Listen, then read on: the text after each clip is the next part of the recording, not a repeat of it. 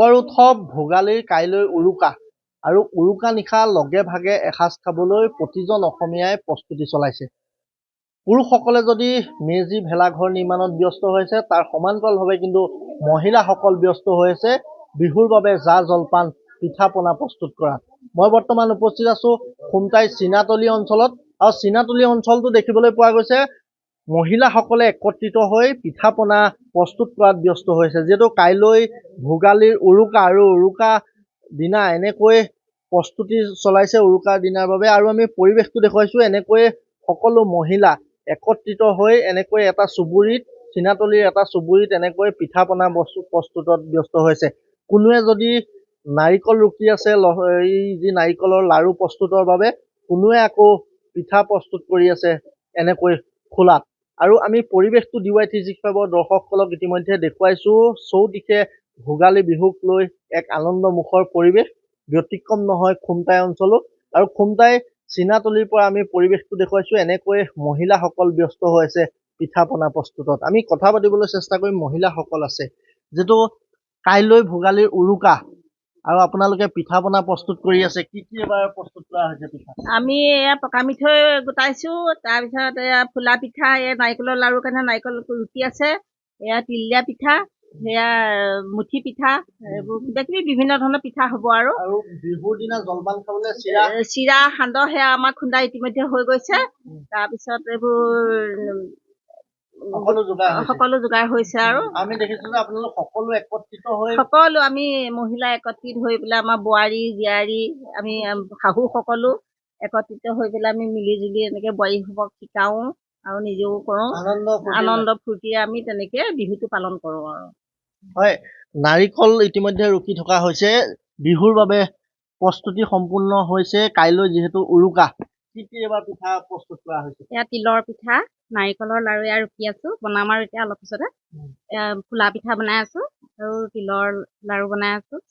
আৰু যিহেতু সকলো মহিলা একলগ হৈ পিঠা পনা প্ৰস্তুত কৰা হয়, কেনেকুৱা লাগে? ভাল লাগে। আমি সকলোৱে মিলি জুলি কাম কৰো আৰু আনন্দ কৰো। আৰু কাইলৈ নিশালৈ যিহেতু উৰুকা, কি হ'ব এইবাৰ মেজি তলত? মেজি তলত এইবাৰ হাঁহ হ'ব আৰু এয়া মাছ, তেনেকে হ'ব আৰু সম্পূৰ্ণ সাজু। আৰু আমি দেখুৱাইছো যিহেতু পৰিৱেশটো সকলো ব্যস্ত হৈ আছে এনেকৈ পিঠাৰ খোলাত। আৰু এক প্ৰকাৰে ক'ব লাগিব অসমীয়াৰ যি ভোগৰ উৎসৱ ভোগালী বিহু এনেকৈ আদৰিবলৈ সম্পূৰ্ণ সাজু হৈছে প্ৰতিজন অসমীয়া। শাহু বোৱাৰী সকলোৱে একেলগ হৈ এনেকৈ পিঠা পনা প্ৰস্তুতত ব্যস্ত হৈছে। আমি কথা পাতিবলৈ চেষ্টা কৰিম, মহিলাসকল আছে। অকণমান আপোনাৰ কাষলৈ আহিছো, কি ক'ব? পিঠা পনা সকলোৱে একেলগে মিলি জুলি বনাইছে, আপুনিও আছে? মই আৰু বহি থকা মানে মই অসুস্থ, মই কৰিব নোৱাৰো। বোৱাৰীসকলে সকলোৰে লগ দিছে কাৰণে ময়ো আনন্দ ফূৰ্তিৰে সেইখিনি বহিছোহি, ভাল লাগিছে সেইকাৰণে।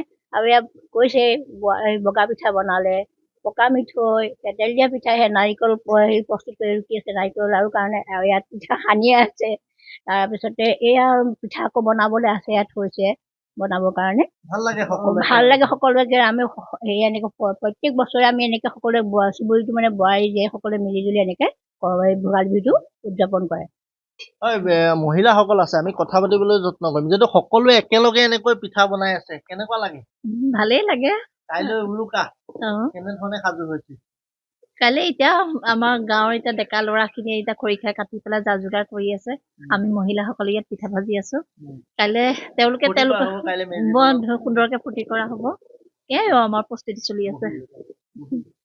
আমি পৰিৱেশটো দেখুৱাইছো, যিহেতু ইতিমধ্যে এক আনন্দমুখৰ পৰিৱেশ আৰু বিহুৰে মুখৰিত হৈছে পৰিৱেশ। যিহেতু ভোগালী বুলি ক'লে সকলোৰে গা মন সাতখন আঠখন হৈ পৰে, এনেকৈ বিহুৰ মাজলৈ সোমাই গৈছো আমি DY365 দৰ্শকসকল।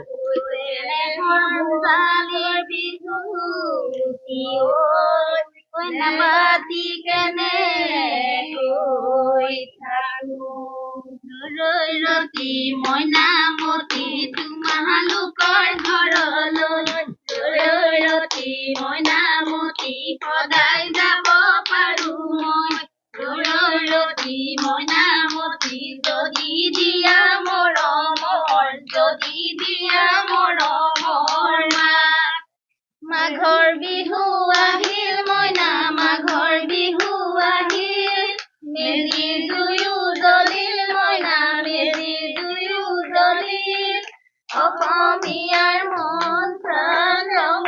ৰসে ভৰিল মইনা ৰঙে ৰসে ভৰিল মাঘৰ বিহু আহিল মইনা মাঘৰ বিহু আহিল মেজি জুয়ো জ্বলিল মইনা মেজি জুয়ো জ্বলিল অসমীয়াৰ মন প্ৰাণ ৰঙে ৰসে ভৰিল মইনা ৰঙে আৰু যিহেতু ভোগৰ উৎসৱ ভোগালী বুলি ক'লে যিহেতু সকলোৰে গা সাতখন আঠখন হৈ পৰে আৰু এনেকৈয়ে ক'ব লাগিব কাইলৈ যিহেতু উৰুকাৰ বাবে ব্যাপক প্ৰস্তুতি চলিছে সৰ্বত্ৰে আৰু এনেকৈ মহিলাসকলে পিঠাৰ খোলাত পিঠা ভাজিছে কোনোৱে যদি পিঠা ভাজিছে কোনোৱে নাৰিকলৰ লাড়ু প্ৰস্তুত কৰিছে আৰু আনন্দ মনেৰে সকলোৱে বিহু গাই আনন্দত আত্মহাৰা হোৱা পৰিলক্ষিত হৈছে।